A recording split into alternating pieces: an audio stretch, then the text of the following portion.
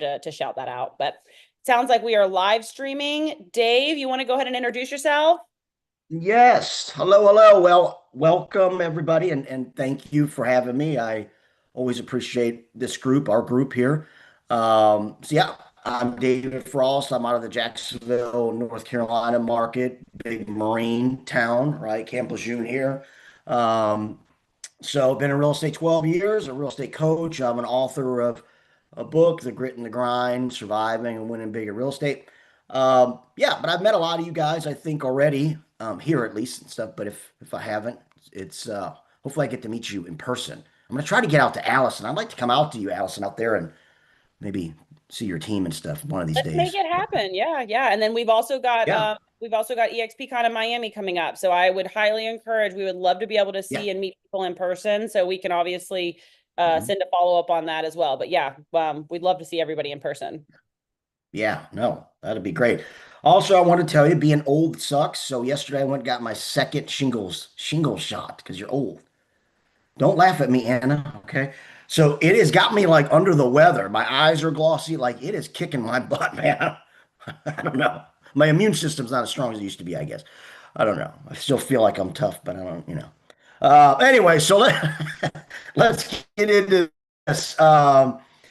Objection handling. So the biggest thing, I guess, I want to do kind of like a pitch and catch here. I want some of you, I'll go over some things, but I don't want to just talk.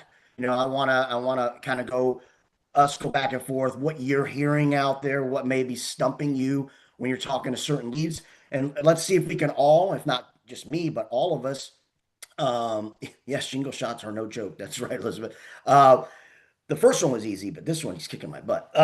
But just kind of so we can go back and forth on kind of what you're hearing out there, and then maybe we can come up with some good you know solutions to help you get through that. I think the biggest thing for objection handling is being a good listener, and you have to ask good questions. If you ask good questions and you listen, it will give you what you need to always either convert the lead or at least have an opportunity to follow up with the lead later and then hopefully convert it.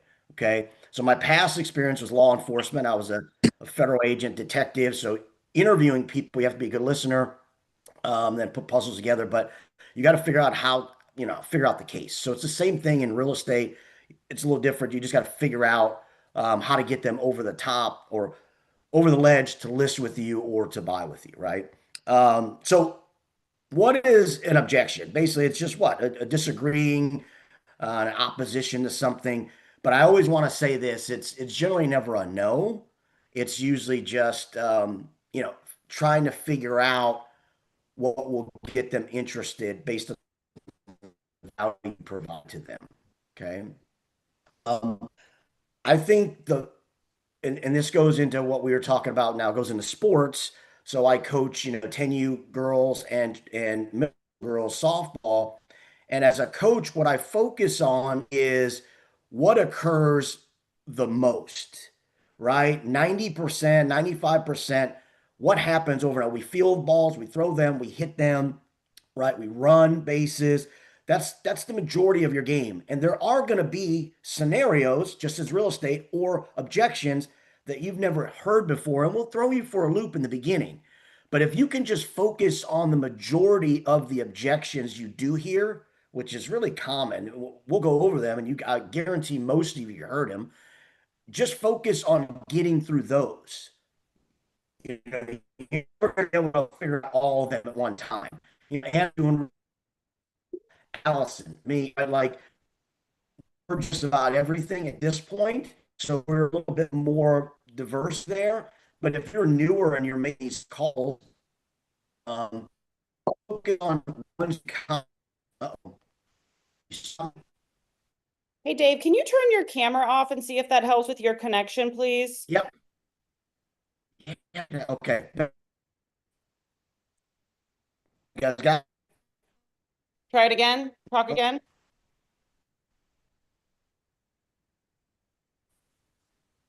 no. Yep, that's better. Go ahead. This always It's happens. okay. Go ahead. Keep talking. That was better. Okay, good. So focus on practicing one column here, okay? I'm just going to go through sources, right? And go over what I have always heard and what I've trained agents to get through. Okay. Everybody still hear me? Yep, keep Good. going. Okay. Uh, talk about expire. Who can give me objection? What would be what would be on the year currently? Anybody? Hey I guys, feel I'm gonna go ahead and take over until Dave either gets on a hotspot or figures it out. So let's go ahead with who can give me an expired objection that we can go through that you've either called an expired recently and you were hit with an objection. Somebody hit me with that and we'll work through it. Who's got one? where were you? Why didn't you bring a buyer when my house was on the market? Okay. Anybody want to work through this? Does anybody want to talk through, or Dave, if you're back? Anna brought, where were you when my house was on the market? Why did you never show my house when I was active for sale? Yeah, that's a good one. Has anybody heard that one? Yes. Yes. Yes. I don't hear that one much, but that's a good one. So Anna, do you have anything to go through that one or do you? Uh, Yeah, I mean, typically I'll explain is that we have that in the capacity of listing your property is a very different set of skills that we do to work with buyers. And so that what you're hiring me for is to do the best that I can do to market the property while our team does have tens of thousands of buyers in our database, that my business is listing focused, and as a result I'm not in the database looking for buyer opportunities every day, because that's not where my business is. You're hiring me to come in and list your house, use that set of skills. So I try to kind of delineate that side of the puzzle, because I actually we hear that. I've heard it a lot. I feel like that's always my number one objection that I have to handle is, well, where were you when it was on the market? And my advice on that would be if I'm hit with a question that I don't necessarily know the answer to, I try to buy myself time by asking another question. And so I have some like really direct responses that I could make, like, well, I honestly didn't even see your house pop up until it expired on my list, which means that I don't think it was being marketed correctly, or maybe you were listed at a price that was outside of the realm of where your house should have been marketed at, compared to your comps and all the things. But instead of coming at them and saying you were this or you were that, be question based. Well, that's interesting. Who set the price of your house, or what was the conversation with your agent when you were talking about how to market and price your home for today's market? Or what do you know about listing a home and Battery Point in today's market? Buy yourself a little bit of time so that you can formulate your response, because sometimes when you get questions that you've never had an answer to, you don't want to just start word vomiting. You want to be able to think about, okay, hold on, I need to figure this out. So ask them a question so that maybe you can get a little bit more context. Yeah. Yeah, those are excellent. Now, what I would say too for that one is, remember, I would then ask a follow-up question to them. I'd say, you know what, that's a good question. Let me ask you this. Why don't you think your house sold last time with your other agent? Right? Because now you can kind of push it to be, hey, ultimately, maybe it wasn't marketed like it should be, but for every agent, we have a certain amount of buyers. Okay. And each buyer, there's a lot of houses out there and a lot of inventory. So for me to see your house with my particular buyers is a small percentage. Now, if I would list your property, that'd be a lot different, because I'm trying to bring everybody's buyers to your house. And it sounds like, based on it being expired and didn't sell, maybe your agent didn't market it enough to draw the attention that I could have brought my buyers to. Did everybody hear me on that? Yeah, good. Okay. I just want to make sure I'm not going. No, that was great. You're very clear. But that was also a great response. I think that was a really great way of saying, like, it wasn't marketed properly, and my job as the Right. buyer's agent is to find properties that were marketed correctly. So I thought that sounded great, and your connection's great too. So Good. All right. I'm just gonna hold tight here. I'm not moving anywhere. All right. So good. That's from that objection. Now, a lot of what you got to understand, I think, when you're making your calls to leads, the biggest thing is to understand how, or the profile, I would call it as a cop, of that lead. Okay, so that's how I, changed my law enforcement and wrapped it into real estate was what does the common expired act like? Ask, demeanor, and then it helped me formulate how to get around that in order to get the trust to provide the value, then list it. So an expired's always disgruntled. They don't believe in agents. They think we're overrated. They think we're paid more. They're mad because it didn't sell. So the biggest thing for you on an expired is find out what the agent could have done better. That's been my best objection is, hey, look, so tell me this. What do you think that your past agent could have done better to help sell your house? That would be one. Let them tell you. And once they tell you, write that down. They may say, look, Ashley was great.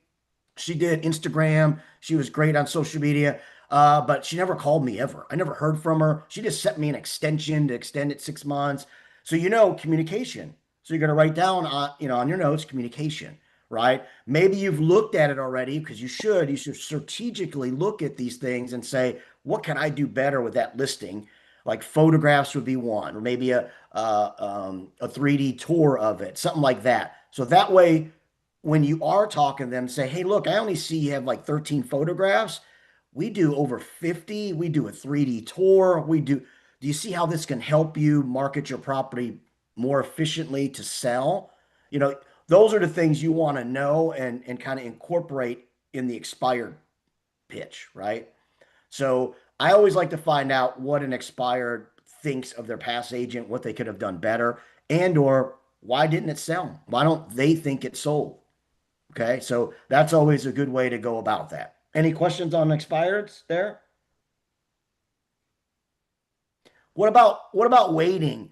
You guys hear about this, especially at the end of the year. I know you hear like, well, we're just gonna wait to the beginning of the year, right? Has Yeah, dude, anybody I heard was that gonna one? say I ran metrics on Shiloh to see what our most common objection was. And by far, in the last 60 days, it has been the word timing. Timing has been the objection over and over again in our database. So I'd love to go down this rabbit hole. Timing. So they're meaning it's guess not the right time or It just looking at the calls that it grouped together, it was talking with contingent sellers. It was talking about waiting for rates to go down. So the same thing of like I'm gonna wait till conditions improve or wait until the right. obstacle is not as big. And so I just like overwhelmingly those are the objections on our calls because I ran the Mhm. metrics yesterday because I was curious. Yeah. Way more than interest rates. Like that word was so far below this concept of Mhm. Yeah. I would do this if it's timing or they want to wait or wait out things. The biggest thing for those things is figure out why. Get into their whys because it's going to help you understand what they're thinking. And a lot of times they don't really understand it. They think they do, right? And but when you get to ask them questions, like so I would always ask, especially at the end of the year, it's one of those time things. Look, we're just going to keep it off the market. We're going to list it beginning of the year, right? So I always say, okay, so what makes the beginning of the year better than right now to you? What has changed? Because you had it on the market the last 6 months. So why wait to the beginning of the year? What are you thinking there? You see, I want to ask good questions and hear what they have to say because then I can provide better guidance, right? And most of the time, they don't really have good excuses. So a lot of times they say, well, I just want to give it time to die out, and then it becomes fresh beginning of the year. So then for that one, I would always say, well, look, but that's what everybody thinks. And that's what everybody's going to do. I've talked to so many sellers already, and they all want to wait to the beginning of the year. Now you're going to list when everybody else is going to list, and your competition is going to be greater. I would suggest trying to get it on the market now with an aggressive agent who's going to market it and do the things that I've already expressed to you that we do different to get it sold prior to then. See, stuff like that. But you've got to ask better questions when you are talking to those people because it's going to help you go down certain roads. Now, that's what I find out too, right? If you have you got newer agents on this in here. Who's newer? Who's like within a year or because Cassandra? All right, so look, a lot of newer agents are scared to ask tough questions or a lot of agents, period. Even some of my seasoned agents on my team, I'm like, look, you've got to ask better questions because we'll never figure out how to close that circle if we don't know what they're thinking, right? So you've got to ask good questions and then it will help guide you in different directions. But time is always what is significant about waiting beginning of the year, middle of the year, end of the year, March 1st, August 20th. What's significant about waiting until then versus listing it now? Find that out, okay? And then we can formulate ways to go about that. But most of the time, it's not really a good answer. Yeah? Everybody still hear me good? Hi, Ashley. I haven't seen Ashley in a while, too. All right, let's talk about for sale by owners. So, what's a common for sale by owner objection you hear all the time? Anybody? I don't like agents. Whoa, okay. I wasn't thinking that one, but okay, yeah. Well, Bring me a buyer. I would joke and say, you know what? I don't like them either. A lot of them, but I would just try to be funny with that, but say, well, explain that to me. So why don't you like real estate agents? Again, good questions. I want to know why, so that way I can better understand what they're thinking or how to get around it. Does it make sense? Do they ever tell you why? Oh, are you asking me? Yes. Sorry. Yes. No, I've actually never gotten that, but I was just, somebody else had brought it to my attention and I was like, oh, wow. Like I've never called a first or, oh, yes, I have. I've called one, but I didn't get a hold of them. So, Yeah. but yeah, So I've never actually had that experience myself, but if I would get that one, I've had certain ones like that, but it's not really that common. But I would just say, listen, I completely understand. There's a lot of real estate agents here that are not doing real estate all the time. They got their license, they want to buy and sell for them and maybe a friend or family. So I can understand the service that gets provided to people like you is less than extraordinary. So I think that's what gives us a bad name sometimes as real estate agents. But I can assure you Mr. and Mrs. Seller that we're different because my team is a full-time team. This is what we do every day. And we are one of the top teams in the market. And in the nation. We sell this amount of houses and this amount of volume or this amount in this neighborhood or whatever that may be, right? But I would just kind of get them to understand, I understand what you're thinking or how you feel. It's always, I can appreciate that, and understand that. Um, yeah. but ultimately, here's why we're different. And Or what if they say, I think that you get paid too much for what you do? yeah. Or Well, I I would need all say the money. we get all the money. I need all the money. I, I can't afford a yeah, realtor. I need to save that money. I would say absolutely. And my job is to get you the most amount of money. Let's talk about that. So you want to go and live in Florida by this time. Is that correct? Like I would ask questions, right? And then I would set it up with this. So what do you want to make at the end of the day? What would make you happy if you were moving and I can sell your house tomorrow? What's that number look like for you? Right? I always want to do that. Put it on them to tell you. This is a great way to do um, commission objection because most of the time it's commission for sale by owners, right? It's always, I don't want to pay Joe, 6%, or you're taking all my money or whatever that may be, right? So you always want to get around that. I got great ones for the commission one because usually that's what we get. But that would be the same thing. I would say, listen, my job is to make you the most amount of money. Now, let me ask you this. Would you go to, and I'm going back to your objection of we make a lot of money or all the money or whatever. I would say, let me ask you this. Would you work at a job where you didn't get paid to do anything for 2, 3 months, possibly? You see, I would reverse it because that's us, right? All listings don't sell in a week, right? Mhm. Or a month. You may have that listing for 3, 4 months. You still haven't got paid, right? So I always put it back on them and say, look, I can understand that you think we get paid more money than we should. I would assure you that our job and what we do is very hard and we have to be licensed to do it, right? Or we can lose our license. So my job is to make you the most amount of money and to sell it as fast as I can for you, as long as you want to sell it that fast, right? But we both know that it doesn't always sell that fast. So I'm not getting paid for 2, 3 months. If I'm making $8,000 for a 3-month job, do you think that's a considerable amount of money? And sometimes too, you're putting some of that money up front by Right. pictures and other things, marketing, Hmm. and Hmm. another thing to say. Right. Joe, And I they got to see you with understand. your, oh, sorry. I see Joe with his hand raised too. I'm Yep. sorry. And they got to understand you got to split with your firm. This isn't all yours. And you got taxes, you know. So go ahead, Joe. Sorry, man. Yeah, no, yeah, I was just going to share, I mean, based on kind of some recent experiences, what we have found that is working best with people, usually in the for sale by owner or anything around the whole commission talk, is we start to do, and you were kind of going there, Dave, a little bit around like leaning into what those objections are, and actually somewhat challenging them, but doing it in a respectful way, kind of challenging them around those concerns and kind of going the 5 why route, why, and kind of building it out. Because, for example, I also back it up with examples, like real life examples. So if their pushback is, oh, commission and you guys make too much money, I say, oh, really? Well, what do you think we should make? And so it kind of throws them off. I throw them off a little bit by putting it back on them and almost giving them an opportunity to tell me what they want me to make. Then you know a baseline, you know where their head's going to be once you get to the commission question if you go to lock them down, right? So if I say, and this is total example, I charge 20% and they say, oh, well, I think you should make 15. Well, okay, now I know when we get to that part of the question, when I get them there, they're probably going to be around 15, right? So now we got to figure out, 5% more there, and we got to figure out how to make that up.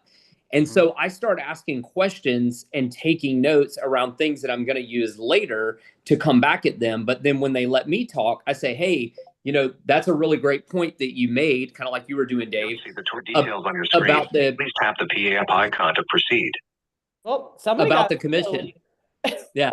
About the commission. And then I come with a real life example. And so I can give an example that happened 2 weeks ago where we were set to close 3 days ahead on a Wednesday for a older couple that this was their final resting place, their final home. It was a lot of emotion. They had owned this home that we had just sold the Wednesday prior for 20 years. And I said, hey, here is why we cost what we cost. And I stand by what I charge. I don't back up. I stand by what I charge. And I say, this is why I charge this. Let me tell you a story about Anne and Jennifer. And I go through that and I give them the real life example of how if they would not have had us, they would have been in a pickle. And what ended up happening is their new construction deal fell through 2 days before closing because the builder flopped. And we had to scramble to go find them a home that was going to check all their boxes and all that kind of stuff and get them in it in 2 weeks. And so we started from a seller perspective because I had just helped them sell their home. We got them $50,000 more than what comps were showing. So I gave a real life example as to where I could help them make up that money that they're going to spend on commission, right? Then I turned around and I said, and I know you're going to be moving somewhere else. So we're going to have to be, help you find your next home. And you want to be able to use a solid player that can immediately pivot and bring you value in finding a home. And then when we run into these roadblocks, if you're doing it on your own, kind of tying it back to I can do everything on myself. If you're doing it on your own, who's going to help you navigate through those roadblocks? Yeah. And then through that conversation, I asked probing questions about, well, what do you do for a living? Oh, well, I'm a doctor. Well, it sounds like you have zero time to be dealing with a for sale by owner. And then I give examples and bring up problems to start painting concern and challenges in their head. And then immediately I'm following it up with real life examples of how we would solve that problem. So I think a lot of times it's that we immediately go to look at me, look at all that I do, look at all the wonderful things that I can do. And instead we should be asking and then getting the answers to the questions so that we can then layer it on top and shut down whatever that little mini objection is. So I don't know, it's been working very well with us lately to just pause and go deeper with the whys. Yeah, no, I think all of that, what he said was exactly right. You can use real world or past experience. Like just remember, people are hiring you to get that based on your past to get them to your future or their future, right? So they're hiring you on your experience and or these scenarios that Joe is mentioning, like, I met these sellers at this point. they were, kind of not ready to list and this, and then he gives these real world examples of how it worked out for them and how him and his team were able to help them, right? I will tell you from the for sale by owner spot, or that lead, our team, that's probably our third most successful lead source. We kill it in for sale by owners. Aside from our SOI or past clients, I mean, FISBOs is probably our next big lead source, and we list a ton of those. All right. So they will list all ultimately. I think 2% of for sale by owners sell on their own. 2%. So remember that too. When you go there, you can use that as well. Just understand it's a lot harder to sell on your own. You're at a 2% margin there for you versus hiring an agent. So that's a good point. For commission, we go into a great way to get away from commission, especially if you're a new agent and they're bringing that up, is just know what you want to make, right? Maybe you want to make 2.5% in your market. Maybe you want to make 2%. I don't know, but that's up to you to determine, I guess, right? And just go in there and say, listen, if they ask, what's your commission, Ashley, I would say, look, that's a great question. My commission is 2.5%, but I think what we want to talk about is what do we want to pay the buyer's agent if they bring a buyer? I would say no lower than 2.5% or no lower than 2% is the norm in our market. So total would be a 4.5% commission for me to list it and sell it either on with my team or on my own or with another agent coming in. How does that number look for you? Right? So just come with your number and then reflect it to what are we going to pay the buyer's agent from the listing side. We're talking about FISBOs, right? Good. Or you say, I'm glad you brought up commission. I have 3 packages that I offer all my listing clients. Here they are. I want you to read over this one or all 3, I'm sorry, and let me know which one best suits what you would like for us to incorporate to sell your house. Right? Pretty simple. Come up with some listing packages, a 5% maybe, or a 4.5%, a 5%, a 6%. Obviously just add a little bit to the ones for hire. Like aerial shots would be, something big, or 3D tours, something like that, right? Yeah. All right. So let's talk about rentals and absentee owners. Most of the time, those objections are they're renting it out, right? Or they're making some kind of passive income from it. Has anybody called those leads and had any crazy objections there we want to go over? Maybe you can just kind of role play and do a quick phone call, like so I can be the owner if you want. Oh man, last time me and you did role play, Allison was crazy hard on me. I'll be easy. Ring ring. Hello, this is Allison. She was. Hey, remember we did that face to face? No, I'm an absentee owner. Keep and going. You were like, ring ring. This is Allison. Come on, Allison. Dave. Absentee owner. Hi, this is David Froston with the Frost team. How you doing today? I'm good. How are you? Good. Hey, look, I was driving this neighborhood and I saw your house at 123 Smith Street, and I'm not sure if anybody lives there. Now, this is absentee owner. I'm not sure if anybody lives there. Yeah, I'll stop. That's my mom's house. She passed away about 1.5 years ago. We threw a renter in there. That's like a friend of a friend. So we're good. Thank you. Great. Okay. Well, so I'm just wondering, so somebody's in there renting it right now? Yeah, her name's Caroline, and I mean, we're not getting a whole lot of rent, but it just seems like such a hassle to try to sell it. So I mean, we're not looking to sell. You're not looking to sell. So let me ask you this. If we can bring the right offer, would you consider it? Well, what's the right offer? I don't know that. That's my next question to you. What could be that offer? What would even interest you in selling it? Do you have a number in mind?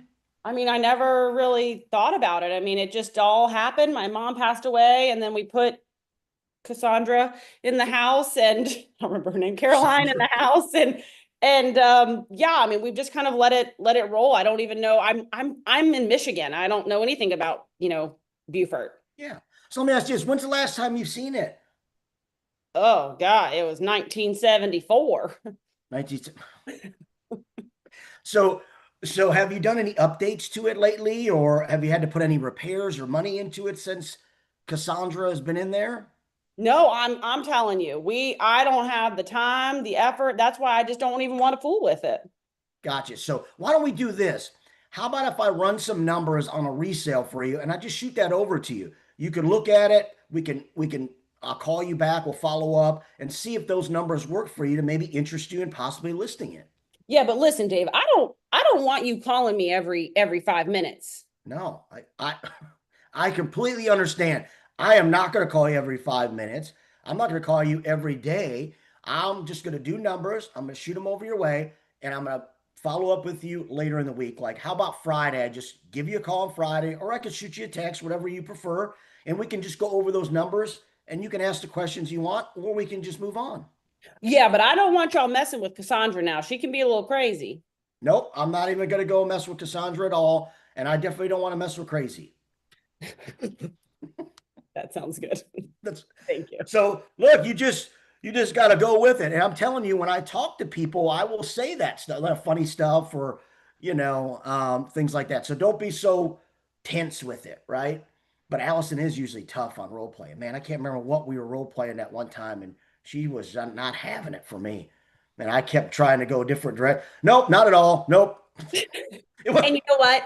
Sometimes you do get the no's and you Yeah. need to just ask questions, Mhm. right? And my Yep. biggest piece of advice is if you get a phone number and you get somebody on the phone, get an email.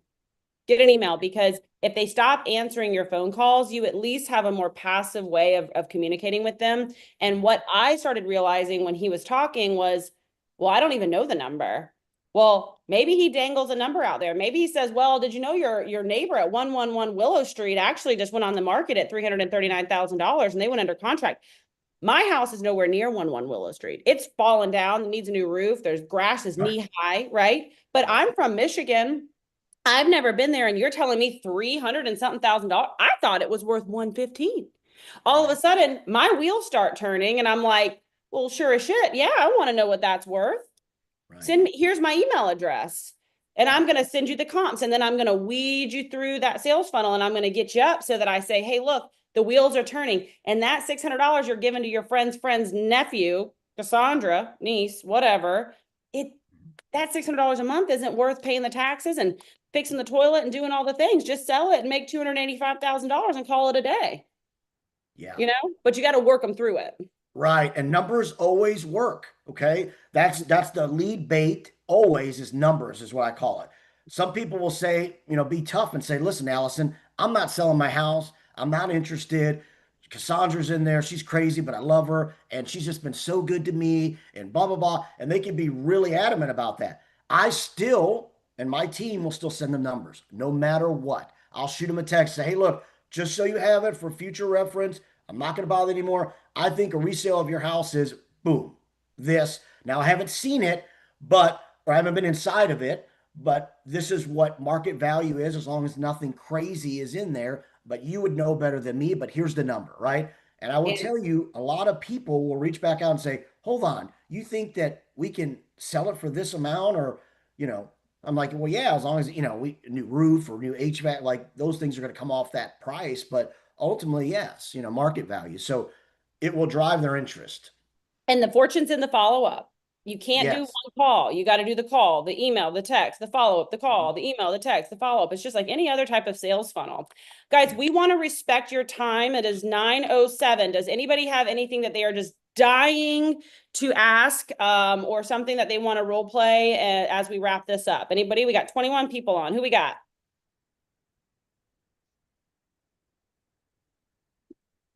Okay, everyone's being shy. All right. We got any closing thoughts, Dave? No, I think, like I said, the biggest thing that everybody should be doing is really focus on your lead gen daily. You've got to be a lead producer and lead converter in this business. So if you're making phone calls daily, just start jotting down these objections you're getting, right? And then you have to rehearse them or practice them on your own to get better. I think real estate is one of the worst industries for practicing and really like honing in on their skill set versus a lot of other careers. So just do that. I'm telling you, I promise you, Commission is going to be one, you know, maybe a friend they're going to hire, something like that. Practice those and you're going to get probably 90% better. Don't overwhelm yourself with trying to figure out what you don't know. Yeah, this was awesome. Thank you guys. And next week we will have Dario with Call Group for team operations. So again, this is the second month of our 3-month kind of 90-day special on doing how to lead generate, how to get for sale by owners and prospect and expired. So we've got Dave, that's the second Wednesday slot, and then our third Wednesday is Dario with team operations. So we are always open to hearing what you guys would like to learn about. We thank you all for being on and collaborating, and we are always here if you need us. So Dave, thank you. Thank you guys. Bye guys. Bye. Thank you.